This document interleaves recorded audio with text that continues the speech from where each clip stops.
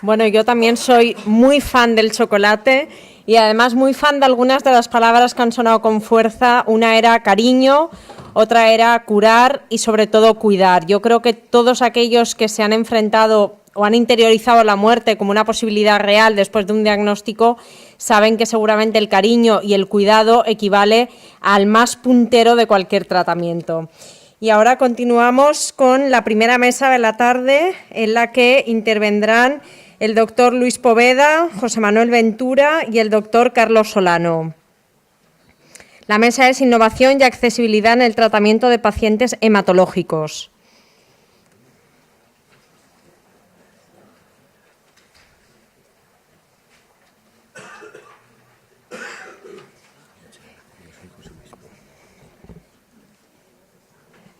Comienza hablando el doctor José Luis Poveda, jefe del Servicio de Farmacia Hospitalaria y director del área clínica del medicamento del Hospital La Fe. El título, el acceso al medicamento es un compromiso de todos. Muchas gracias por la invitación, desde luego, a Sleuval. Y ahora, mientras estaba escuchando, ¿no?, las frases, sí, esta,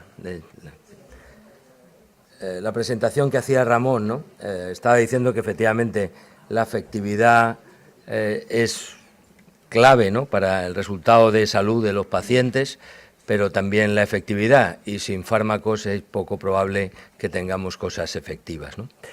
También la verdad es que siento mucho no haberme traído algunas imágenes de niños, porque tengo un nieto y podía haberlo traído perfectamente, pero en fin, no me habían avisado que iba a ser tan sentimental, así que la próxima vez lo haré. Voy a traer algunos datos sin ese compromiso afectivo, pero sí con el compromiso de que entendamos algo que ha salido también en la mesa inaugural, ¿no? ¿Cuál es el entorno donde estamos de acceso de medicamentos? ¿Qué puede venir en un futuro? Y quizá esta palabra que es tan importante, que tiene que ver con el compromiso de todos los agentes, ¿no? La primera es una pregunta. Se habla mucho, ¿no?, de las dificultades en el acceso a los medicamentos, concretamente los oncomatológicos, y yo me pregunto si eso es una realidad, ¿no? Bueno, diferentes sociedades científicas, la Sociedad Europea de Oncología Médico, parece que decía o dice concretamente que existen barreras de accesos a fármacos innovadores y esenciales, y nosotros hemos hecho, en el contexto del servicio, un análisis para esta ponencia, ¿no? Hemos cogido un periodo de estudio de 3 años, que todas las autorizaciones del CHMP, desde el 2016 al 2018, y el CHMP y la EMA han aprobado 179 medicamentos, casi 60 medicamentos por año, lo cual no es una mala cosecha de medicamentos a disposición. ¿Y qué tipo de medicamentos tenemos? Básicamente medicamentos que ustedes conocen, biosimilares, nuevas fórmulas con una indicación, pero casi un 72% son moléculas nuevas, y un 31,8% de esos medicamentos es para enfermedades raras, medicamentos huérfanos. Y una parte fundamental, y lo pueden ver aquí, casi el 30% es para oncomatología. Así que podríamos decir que desde el punto de vista de disponibilidad y de posibilidades para los pacientes, podríamos decir que ha sido una buena época, ¿no?, porque ha habido muchas posibilidades terapéuticas que probablemente pueden dar resultados en los pacientes y, por tanto, grandes posibilidades de manejar a pacientes que en otras circunstancias hubieran sido difíciles de tener resultados. Sin embargo, cuando vemos cuál es su estado, pues nos damos cuenta que hay un decalaje importante entre la aprobación por parte de la Agencia Europea, la EMA, y la aprobación por parte de la Agencia Española del Medicamento, ¿no? Vemos que en el 2016, pues casi el 84% de esos medicamentos aprobados en el 2016 estaban autorizados a fecha de hoy, solo el 82% del 2017 y un 41% del 2018. Eso parece que tiene toda la lógica de lo que es el proceso regulatorio, ¿no? Pero autorizados sí hay muchos, comercializados hay bastantes menos. De los que aparecieron autorizados en el 2016, pues ya se dan cuenta que solo un 62% están comercializados, es decir, están disponibles en España. Los del 2017 ya solo sería un 41%, y los del 2018, y a pesar de que ya estamos en el 2019, pues apenas sería un 3%. Luego, por tanto, empezamos a ver un decalaje importante entre lo que aprueba la Agencia Europea y lo que aprueba la Agencia Española. Y eso también es diferente si es un medicamento biosimilar, si es un medicamento huérfano o el resto de innovaciones. Por tanto, bueno, esto puede parecer mucho, puede parecer poco, pero son los datos reales. En realidad, cuando hacemos una aproximación con una media, diríamos que casi hay más de 100 días, más de 3 meses, entre la autorización por parte de la EMA y la autorización por parte de la Agencia Española del Medicamento. No parece demasiado, o por lo menos a mí no me lo parece, ¿no? Eso es así, pero cuando no utilizamos la media, utilizamos la mediana, pues ya los datos empiezan a ser diferentes. He traído aquí algo que a los oncólogos y a los hematólogos les gusta mucho, para intentar simular lo que sería este tiempo autoautorización, ¿no? Y hay casi 142 días de media. Y el gran salto no es la autorización por parte de la Agencia Española, sino cuando se consigue precio y reembolso y por lo tanto se comercializa en la mayor parte de los casos, porque entonces sí que pasan 386 días. Eso ya estamos hablando de cifras diferentes. Fíjense que el ratio estaría entre 289 y hay algunos fármacos con más de 482 días. Por tanto, hay pacientes que teóricamente, o por lo menos en principio, estos fármacos no podrían acceder a ello. Esta era la media. Si lo ponemos en términos de mediana, nos damos cuenta que estamos hablando de 500 días, por lo tanto estamos hablando ya en muchos casos cercanos a los 2 años. Hay diferencias entre si el medicamento es nuevo, el medicamento es huérfano o el medicamento es biosimilar, pero digamos los órdenes de magnitud tampoco son tan diferentes. Bueno, ¿y por qué hay tantas dificultades en el acceso? Seguramente alguno se puede plantear en la sala, ¿no? Porque en realidad son muchos los pasos los que sigue un fármaco antes de llegar a estar disponible para la prescripción y la administración al paciente, ¿no? Etapa de investigación, la preclínica, la investigación clínica, surgen 2 etapas que son fundamentales, y una de ellas concretamente es la autorización de comercialización. Porque en esa autorización y comercialización también hay una serie de etapas por parte de la Agencia Europea, su aprobación, por parte de la Agencia Española, como les decía, la autorización y la comercialización y la decisión de financiación por parte del Ministerio de Sanidad. Y después las posibles selecciones o monitorizaciones por las comunidades autónomas o la inclusión en las guías de los hospitales. Y voy a traer algún ejemplo también que me parece también importante para que veamos el entorno, ¿no? De 113 medicamentos con designación huérfana, en España el 45% no está comercializado en España, por tanto, teóricamente no estaría disponible. Esto para patologías hematológicas viene a ser de esta magnitud, 34, un 30%, el 38% no estarían comercializados en España, ¿no? Por tanto, podríamos decir que existe un decalaje importante entre la aprobación por parte de la EMA, el tiempo que tarda en aprobarse en España, y después que muchos de los medicamentos aún autorizados no son comercializados porque no se ha llegado a un tipo de acuerdo de precio y financiación. No solo eso, sino también a veces tenemos medicamentos autorizados, comercializados y en cambio no financiados, ¿no? Como ocurre, por ejemplo, con algunos fármacos para la hemofilia. Por tanto, no todos los fármacos que están disponibles tienen precio y reembolso, ¿no? Esto era una aproximación que hacía una consultora donde diferenciaban diferentes países y nos situaban en un entorno medio entre los lanzamientos que se habían hecho o los productos comercializados y los disponibles en España, ¿no? Lejos de otros países y también por encima de otros, así que no sé si en la virtud está el punto medio, pero ahí estamos, en el punto medio. Podríamos decir que aparte de estas dificultades en el acceso, hay dificultades entre las comunidades autónomas, o más que dificultades, hay diferencias. Bueno, la SEON planteó un estudio, la SEON, la Sociedad Española de Oncología Médica, que denunciaba diferencias entre las comunidades autónomas. Especialmente a mí no me pareció un trabajo con mucha rigurosidad, pero lo traigo aquí porque son los resultados que se presentaron.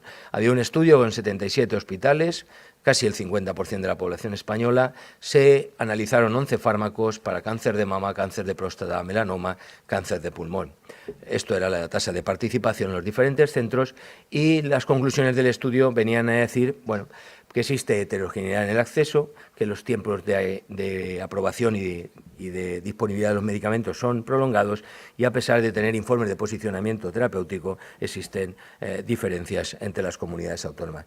Y estos son algunos datos, ¿no? Aquí aparecía la mediana de cada uno de los fármacos para diferentes comunidades autónomas, el mínimo periodo que había sido posible prescribir ese fármaco y el máximo periodo para la misma comunidad autónoma. Bueno, yo creo que aquí lo relevante no es exactamente si estamos bien, estamos mal, porque esto no es quizá lo relevante, sino que hay diferencias y existen diferencias importantes. Lo hacían también para 2 fármacos y también aparecían diferencias importantes por las diferentes comunidades autónomas, incluso, bueno, que no tenían relación entre la comunidad y el fármaco elegido. Por tanto, hay variabilidad, lo que no sabemos si esa variabilidad se traduce en resultados.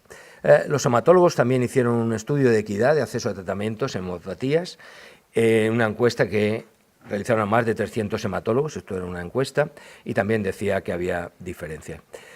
Sin embargo, a pesar de estas diferencias, ¿no? A pesar de que parezca que el sistema es tedioso en términos de autorización, en términos de posibilidades de la prescripción, y aunque, digamos, oficialmente solo se pueda llegar al acceso a un medicamento, en realidad tenemos la inmensa suerte de que hay canales diferentes para poder acceder a esta innovación, ¿no? Y más allá de esa innovación regulada que tenemos todos fijadas de comercialización de un producto, afortunadamente pueden los pacientes acceder a otros fármacos. Y lo pueden hacer en situaciones especiales, con medicamentos en investigación, lo pueden hacer en condiciones diferentes a las autorizadas y lo pueden hacer también a través de acceso a medicamentos extranjeros.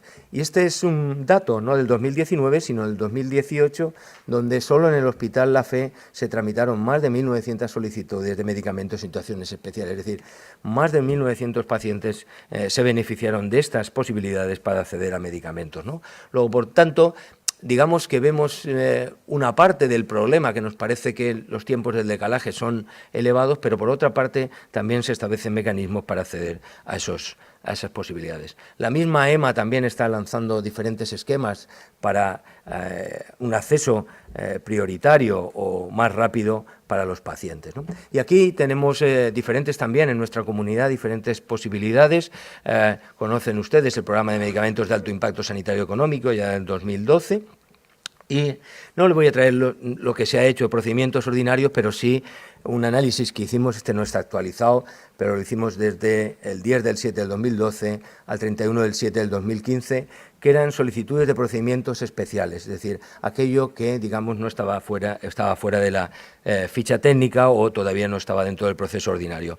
Pues ya ven que la mayor parte de las solicitudes fueron aceptadas, solo un 0,78 fueron desestimadas, ¿no? Así que yo creo que tenemos la inmensa suerte de que la mayor parte de los pacientes pueden acceder a los tratamientos más allá que el proceso regulatorio esté produciendo un decalaje en el tiempo a lo largo de este proceso largo que significa la autorización, comercialización y precio reembolso. Así que yo creo que tenemos que felicitarnos de esta posibilidad, ¿no? Yo diría que en la Comunidad Valenciana es difícil que un paciente no tenga acceso a estas innovaciones con independencia del proceso regulatorio donde esté situado este fármaco, ¿no? Yo creo que nos tenemos que todos, que de alguna forma, pues agradecer, ¿no?, este esfuerzo solidario de toda la sociedad. Pero preparémonos también para lo que viene. Hay 86 moléculas pendientes de comercialización en España, un 28% es oncohematología, estas están pendientes de comercialización, por tanto están en esta fase que les comentaba. Fíjense algunas de ellas en oncohematología, algunas que hablaremos hoy, las Carticel, algunas ya no tienen precio y reembolso, otras moléculas para oncohematología, es de muchos tumores, muchas posibilidades. Y ya para ir acabando, algunas reflexiones de esta consultora que hacía una reflexión sobre cómo va a funcionar el mercado en los próximos 5 años, ¿no? Y parece que todos estamos de acuerdo donde va a haber una emergencia de nuevas terapias génicas y celulares y también van a venir asociadas a alto costo, ¿no? así como las innovaciones en cáncer o en enfermedades raras que van a venir vinculadas a precios muy elevados, ¿no? Y yo creo que este equilibrio es el que vamos a tener que jugar en los próximos años. Y muchas veces este equilibrio es bastante inestable, ¿no? Cuando una empresa investiga un producto y lo lanza, realmente tampoco el propio sistema sanitario le acaba de decir si estaría en condiciones de que ese medicamento aterrizara en nuestro sistema público.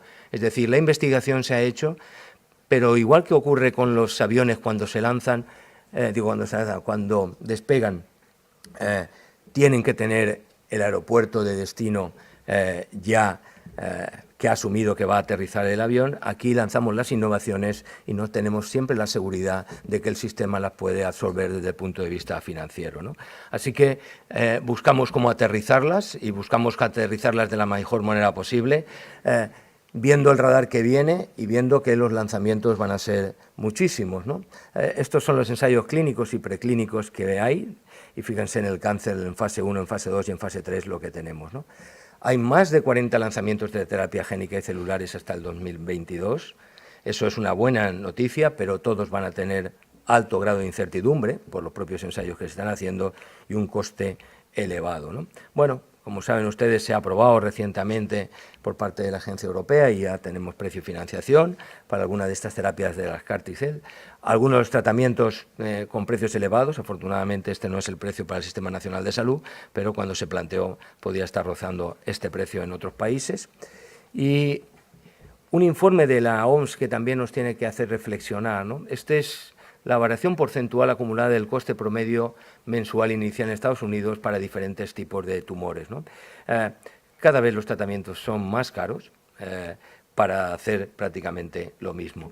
Cuando se ha hecho una correlación entre el coste por año de vida ajustado por calidad de vida, lo que se ve es claramente un factor inflacionista que tenemos que manejar entre todos. Y también lo que se ve es que no existe una correlación clara entre el precio y el beneficio clínico. Así que bienvenidas sean todas las innovaciones, pero también tendremos que saber cómo cuantificar este beneficio y cómo ser capaces de ponerle un precio. Y mire, esta es una reflexión que se hacía en el Journal of Clinical Oncology, que a mí me pareció muy interesante, y es que definían 4 grados de toxicidad, pero no toxicidad clínica, toxicidad financiera. Y hacían que el 4.º grado de toxicidad, y la definen así los oncólogos en Estados Unidos, es cuando tú tienes que vender tu casa y tienes que vender todas tus posesiones para poder acceder a los tratamientos. Eso se llama bancarrota, y es el 40% de las bancarrotas en Estados Unidos es porque los pacientes no pueden pagar sus tratamientos. La bancarrota aquí no la tenemos individual, pero también podemos pensar que puede existir de forma colectiva, ¿no? Por tanto, este aspecto de sostenibilidad y de consistencia con lo que estamos haciendo creo que es fundamental. Dos cosas interesantes también, ¿no? Los precios entre los países son diferentes, así que tenemos gran dificultad de meter toda esta innovación en una botella que tiene que ver con los presupuestos, con la sostenibilidad financiera, ¿no? Bueno, vamos a tener algunas ventajas para ver los lados positivos. Hay pérdida de exclusividad de un buen número de moléculas, muchas de ellas biológicas. Y yo creo que también hay una tendencia muy clara entre todos los agentes de empezar a pagar por los resultados más que por el precio de las cajas, ¿no? Bueno, estos son los biosimilares que van a salir, seguramente van a dejar un colchón importante para que se incorporen innovaciones sin modificar el impacto presupuestario, y yo creo que tendremos que trabajar, estamos trabajando ya para estrategias que significan nuevos modelos de acceso a los fármacos. Primero, por un sistema más flexible de financiación, que esté vinculado a los propios resultados de salud, y en esto el Ministerio está trabajando en 6 líneas de trabajo, algunas de ellas, como ven, medición de resultados de salud, actualización de los modelos de financiación. Vamos a tener que trabajar en la medición de estos resultados, y yo creo que ahí se está avanzando por parte del Ministerio y por parte de todas las comunidades autónomas. Y definir el precio en función del valor de los medicamentos, no solo del coste-efectividad, sino de las diferentes dimensiones que aporte el propio fármaco. Creo que estamos trabajando en modelos multicriterio que nos van a aproximar a ese precio de forma diferente, y, desde luego, en Europa y aquí cada vez más se va a trabajar en acuerdo de riesgo compartido que estén vinculados los precios con el éxito de las terapias. Bueno, y esta sí que es la última.